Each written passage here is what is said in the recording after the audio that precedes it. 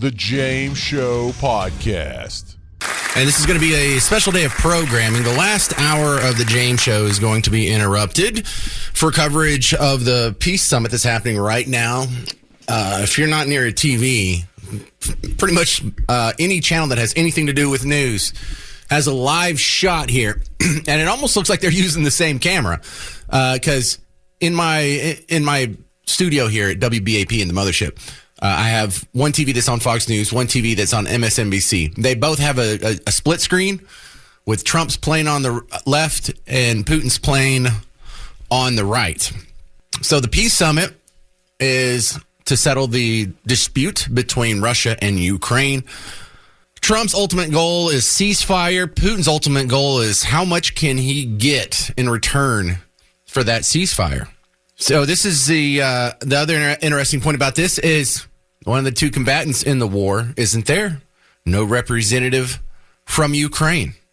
And that seems weird and it kind of is unusual, but this is not your normal war. This is not your normal situation. What you have here is Ukraine's opinion doesn't really matter compared to Russia and the United States. Russia can keep this going forever without anybody's help. The United States can keep this going as long as we want to, too. We can escalate the hell out of this. We haven't even sent one troop over. Ukraine, what does it matter? They can't keep it going without us. They can't last as long as Russia can without us. They might not be able to last as long as Russia can with us. So it may seem a little rude or disrespectful, but it is true. Ukraine's opinion is secondary to Russia and the United States here. There's going to be a lot to talk about at the meeting here because the concerns for Putin are pretty wide open. He's the guy that's asking for goodies right now. And Trump's just trying to keep the goodies within, don't color outside the lines or go too crazy here. But, I mean, what's Trump's incentive to not give up the Donetsk and the Donbass? These are two regions in the east of Ukraine that Putin went for first. And the rationale behind it, according to reports, I've never been, but the reports are that these two regions are overwhelmingly, something north of 90% ethnically and linguistically Russian. And it's almost an injustice that whenever they drew up the maps for what the Soviet socialist republics were going to be, they probably should have drawn that boundary a little further to the west than they did. But they didn't. And so we have some echoes here. Because the same thing or something similar has happened a few times with Russia in recent history, like since 2000. So Russia took Crimea about 11 years ago. Do you remember that? Under Obama, Russia just said, hey, Crimea, this is mine now. And that was it. There was no big war. There was no big complaint. There wasn't anything, Obama's just capitulating to Putin or he's Putin's puppet. No, that wasn't said at the time. It was like, yeah, that's like 98% Russian. Everyone speaks Russian there. It's culturally Russian. It's not Ukrainian in the least. So there you go. Well, why don't we make the same argument for these two regions? Is it just bad now because the news tells you so? So you also had, even before that, in the very end of George Bush's second term, Russia rolled into a couple of Georgian provinces. Do you remember this? South Ossetia and Abkhazia. I had never heard of them before. They haven't been in the news since. But it was the same argument. These places are overwhelmingly Russian. They're not enjoying their life being in a country that doesn't match their ethnicity. It doesn't match their heritage, doesn't match their language. And while you think, well, Russia's got to be a pretty terrible place, who would prefer to be in Russia? There are worse places to live than Russia. Ukraine, by some measures, is the second poorest European country. Who's the poorest? Well, I was trying to look this up before the show. Moldova, okay? Which is not really something that is a big player on the world stage. But when you look at the numbers, then the numbers, granted, from countries like this are always suspect, but the unemployment rate in Russia is 2.5%. In Ukraine, it's 9.8%. How much of that is because of the war? Shut up. That's not. Don't parse this. Listen. The average income for a Russian is $15,000 a year. Now, in the United States money, that's not going to get you very far. But in Ukraine, it's $5,000. The average income in Ukraine is $5,000. If you were the people in those territories, wouldn't it make sense for you to slice off this country that's poorer than your home country, which is right next door, which you're adjacent to? If you just redraw the lines, it'll be a contiguous country again. So you can make a case for both ways. But someone's going to have to give a little ground. And that's when I say someone, we know what that is, Ukraine. And so that's going to be the weird asterisk that's hanging over this summit. Is even if they work out a deal, what if Ukraine's not on board? Can they still cause problems? Is it really over, even if Trump and Putin say it's over in Alaska today? Look at they're shaking hands right now. They're on the red carpet, on the tarmac, right in front of their planes. There's some cool-looking fighter jets in the background. That's got to be awesome. And this is a perfect place to have it, because it's easy to forget that the United States really only borders two countries with a land border, but we're just a stone's throw away from Russia, from the westernmost part of Alaska up there in the Bering Sea. And we're about 90 miles away from Cuba, from Key West. So we kind of border four countries, and it turns out Russia's one of them. Russia's not some disparate, exotic stranger on the other side of the planet. They're kind of our neighbor. And right now, Trump and Putin are getting into their cars, and they're going to scoot over to the building where I imagine they have better climate control than whatever's going on in Alaska right now. And the talks are starting. Boom. It's on. The fact that we've gotten this far is a good sign. The fact that we've gotten this far means both presidents thought it would be worth their time, and it wasn't a waste of their time, to get in a jet and fly all the way here, 16 hours or whatever it took both of them. My next guest is someone who's been a little closer to this than I have. Fred Fleitz. He is the former National Security Council Chief of Staff, now with the America First Policy Institute. Now, you're not in Alaska right now, are you? No, I'm not in government now, but I'm very envious. I've had the privilege of flying on Air Force One, and I wish I was there. So you've been to events like this. I have a lot of questions for you, Fred. What does the entourage for these guys look like? Who accompanies Trump? Who accompanies Putin? Well, there's senior officials who are going to be there. We know the Secretary of State, Witkoff, the special envoy, the CIA director is going to be there, the Defense Secretary, the Treasury Secretary. And then there's maybe a dozen or a couple of dozen lower level officials who provide support to the president, and the Russians will have a similar delegation. So when they show up, is the security protocols, are they just off the charts? Because I imagine they have to clear all the airspace. They probably have to clear this whole airport. What does that look like?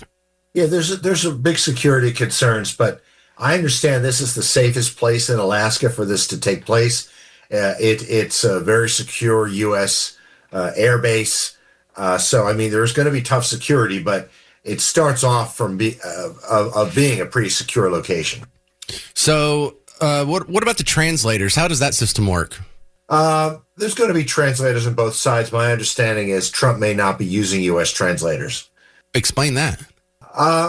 He has a history of not trusting State Department people, so he may not be using them in this meeting. Wow, that's interesting. I had no idea. We're talking with Fred Fleitz, former NCS Chief of Staff. I just said that backwards. NSC Chief of Staff, now with America's First Policy Institute. So Trump wants peace. He wants a ceasefire. What does Putin want? What is he going to be trying to get out of this? Well, Trump comes into this meeting very frustrated with Putin. He's put his whole national security team on the field. He's been very generous and patient with Putin, offering him ways out of this war, and Putin has taken advantage of him. So Trump is now prepared to send weapons to Ukraine through NATO and to put very tough energy sanctions on against Putin. And I think that's what brought Putin to the table. What Trump is offering that I think Putin might desire is ending Russia's isolation and reincorporating it into the community of civilized nations. And I think that's why we'll see discussions of many other issues today, not just the war in Ukraine. We'll hear discussions of nuclear non-proliferation, maybe the war, the Israel-Hamas war.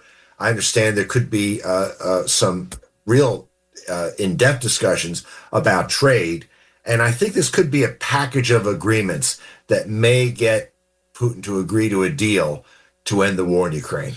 I feel like NATO could be a big sticking point here, because when you talk about, including Russia back into the world community, I don't know if that means getting rid of NATO or adding Russia to NATO, but NATO seems to be a sticking point. NATO is going to remain an important alliance in Europe.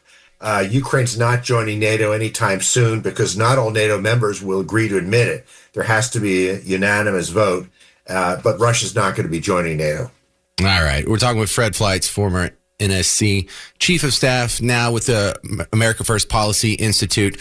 Let's play the guessing game. Here's some impossible questions. How long do you think this is going to last? I think it's either going to be a very short meeting, and that is if Trump concludes Putin's not serious about dealing, or we could have a long meeting of 5 to 7 hours. That's what I've been lately hearing, that if it's successful, there will be very substantial discussions on a whole variety of issues.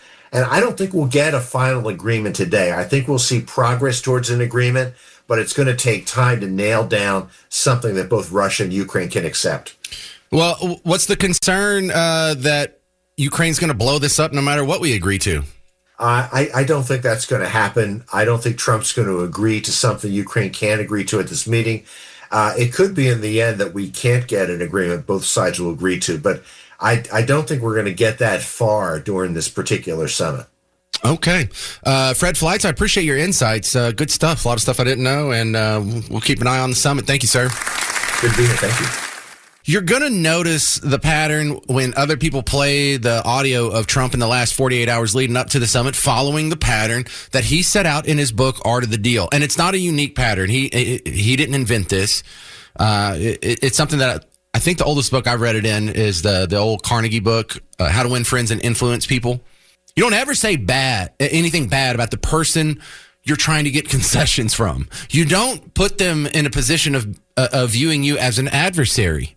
You are a guy who is walking along the path next to them, trying to get to an agreement that both of you can perceive as a win. Insults do not help that process. They only hurt it. There's no positive. There's nothing to be gained by saying mean things about Putin. Everything to be gained by saying nice things about Putin.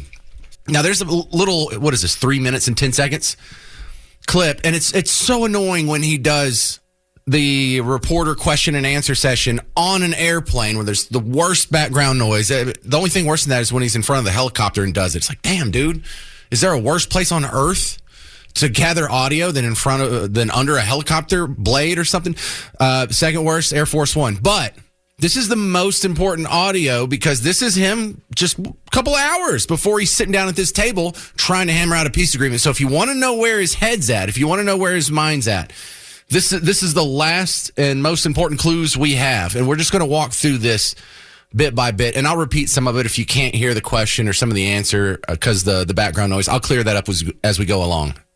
But things. I will say this, the biggest issue right now and an issue that's really taken hold is crime. Look at me, I'm on the wrong file. Here it is.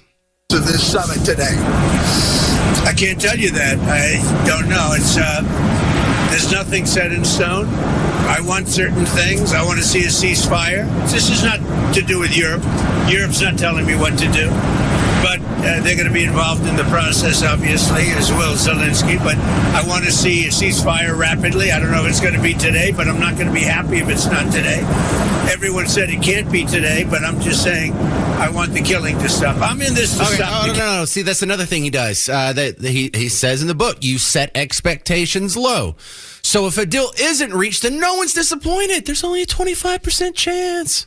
No one's expecting a deal. There's no pressure. It's no big deal. So you ratchet back the pressure. You ratchet down the expectations. You say nice things about the guy across the table from you, even if you loathe the guy. He's following the businessman's blueprint. That's what that is. That's why he said when he was asked, what are the chances you reach an agreement? Normally Trump's like, oh, it'll be the best peace summit ever. I know it, everybody knows it. Believe me. But I heard this was on WFAA, the reporter Janelle. This was today. I hadn't heard this anywhere else. Well, actually, I read it somewhere else, but this is the only audio I found of it. It will actually walk away with a deal. Well, President Trump himself says the chances are only about 25%. Now, he doesn't even believe that, but that's what you say going in. You lower the expectations. It's like when you want someone to see a movie, you don't tell them this is the best movie anyone's ever made. You're like, it's pretty good. I enjoyed it. Because you don't want to set the bar too high. You want them to like it too. So that's the explanation for that behavior pattern and that answer that does not fit the normal Trump pattern. That's why he's doing the businessman blueprint. Not, it's the best summit. Everybody knows it. I know it. You know it. Believe me. None of that. 25% chance of success. When does he ever say that? Only in situations like negotiations. Killing. We're not putting up any money. We're making money. They're buying our weapons, and we're sending them to NATO, and NATO's sending us big, beautiful checks. But I don't care about that. I care about, it was a big factor when Biden spent $350 billion and got nothing. But what I do care about is they lost last week 7,011. All right. So what he's doing here is the same thing he does with the tariff. I'm telling you, if you ever read his book, you'll just notice his blueprint every time he does it. So in a businessman's situation, if you want another businessman to join you in a venture, one of the ways you get them to do it, just like in the tariffs, you create an unsustainable pain point. You raise tariffs on them. You talk about how good it is for you to not have a deal. Hey, I'm getting all kinds of money from tariffs. Hey, in this instance, we're getting all kinds of money from Ukraine, buying all our weapons, and we're getting a ton of money from this. Let him know that he doesn't have you by the cojones. You could just keep going with the status quo. It's the person across the table that has the problem, and you can solve it for them. Not you've given them that problem. You've caused that problem. You can exacerbate that problem. You're going to make that problem worse. You can end that pain point. This is Business 1301, y'all. Anyway, we continue. People were lost. Almost all soldiers. 36 people in a town which got hit by a missile. But over 7,000 soldiers. It's crazy. Could you describe a little bit, Mr. President, because I know you've had a lot of phone calls with President Putin. What's the difference in a face-to-face, in-person meeting? Look, he's a smart guy. Been doing it for a long time, but so have I. Been doing it for a long time. And here we are with President. See, now, when we're not headed to a summit, when things are bad, when we aren't talking, Putin's a madman. Putin's a ruthless dictator. Putin's a bloodthirsty tyrant. When we're in the plane on the way to the summit, hey, he's a good guy. He's done this before. He's a smart guy. He's a competent guy. Nothing bad. We talk about this could be a peace summit that history looks at, like it looks at the Oslo Peace Accords or the Abraham Accords or something to that effect. But it could also be a Reykjavik moment. Now, in 1986, there was a summit between Reagan and Gorbachev. And it actually went into the second day before Reagan walked out because he felt like Gorbachev's not budging on my SDI, the Star Wars program. And so we have an impasse. And if we can't work this out, and this is a deal breaker for both of us, then it's over. We tried. We gave it a couple days. We gave it the good old college try. But the successful part, the good thing that came out of the Reykjavik summit is what could happen here. Even if it falls apart. We now have the chance for both of the guys to lay their cards on the table and cut all the BS and stop talking through back party channels or third party channels or talking to each other through the media or social media. And we actually know what the other guy's willing to give up and what he's not. What is the deal breaker? Okay, so now that we know that that's not a deal breaker, or we know that it is the deal breaker, how do we adjust our side of the bargain accordingly? And of course, it works vice versa. And so the Reykjavik, while the day that it happened, or the weekend that it happened, was in the near term a failure, there was another agreement that was reached a little over a year later, and it's widely credited with being the fruits of the failed Reykjavik summit because you had a chance for both sides to lay their cards on the table. We continue with the Trump audio. He was on Air Force One on the way to the summit earlier today. And this last little glimpse of what's going on in his mind, aren't we learning a lot about where his headspace is? What have we learned so far? He thinks there's a chance of a deal. Now, a lot of times the summits will be arranged and you'll have some underlings sort of do some pre-meeting chit-chats. And sometimes if they're not going the way either side wants to go, it'll be called off. And if it's going to be called off, it's going to be called off before they get on the plane to go out there, because then they look like fools. We just get here and we turn around and we come back. Be nice if someone had told me that a few hours ago. Well, we got through all that. We got them on the planes. We got them landed. We've got them in the building. And we have them talking now for over 30 minutes. Every minute's pretty good. So let's dive back into Trump's mind when he was making the commute from D.C. to Alaska just this morning. That was much more difficult than what I'm doing today, believe me. So, we get along. There's a good respect level on both sides. And I think, something's going to come of it. I noticed he's bringing a lot of business people from Russia. And that's good. I like that because they want to do business, but they're not doing business until we get the war settled. You going to talk about business? Would you do business? We have the hottest country on earth. We have the hottest economy on earth. We have the hottest country. We just set a new stock market record again. We have hundreds of billions of dollars. Listen, he really thinks there's going to be a deal. He's talking about how hot we are, but he's not. And look, the Trump nature. We've all known this guy a little more intimately than we ever thought we would in the last 10 years. And so what do you hear there? Yeah, we're doing great.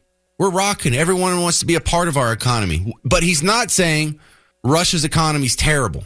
Because I was going over some numbers in the first segment here, letting you know how much better Russia is over Ukraine in many important metrics. And one of them, when you look at their gross domestic product, Russia's GDP, a little over $2 trillion US dollars.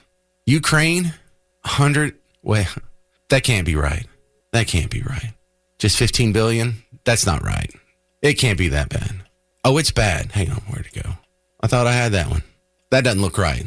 15 billion? It has to be bigger than that. 5? All right.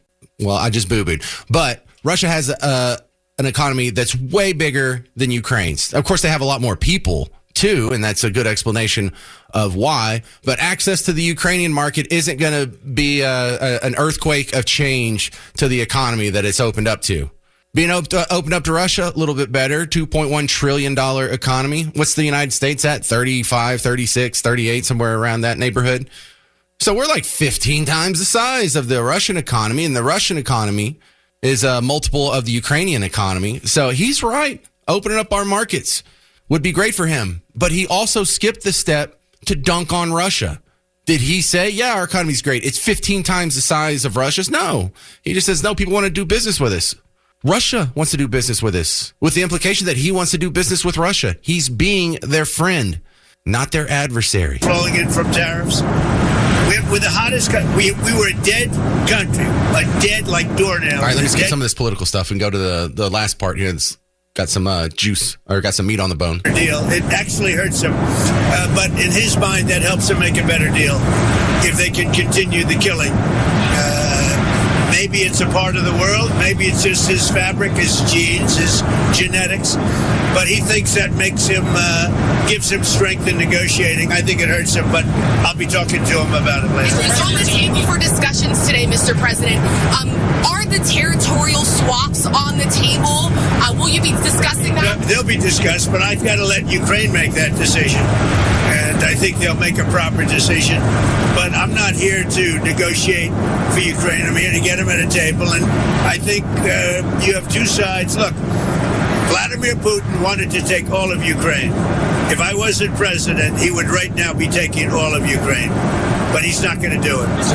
President, what did you mean? Just one thing. What about the possibility of the United States providing security guarantees to Ukraine? Maybe. Along with Europe and other countries.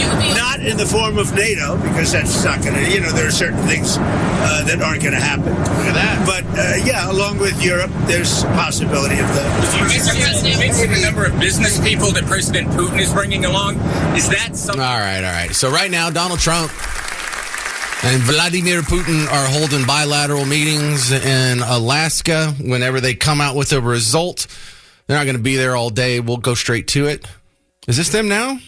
Oh, no. Now that's, man, they tricked me. I looked up at the TV and it showed them at podiums, but no, that's from a month ago. Continuing coverage of the peace summit in Alaska between Trump and Putin next on The James Show. 800-288-9227. 800-288-9227. I'm James Parker. It's News Talk 820 and 93.3 FM WBAP. The James Show Podcast.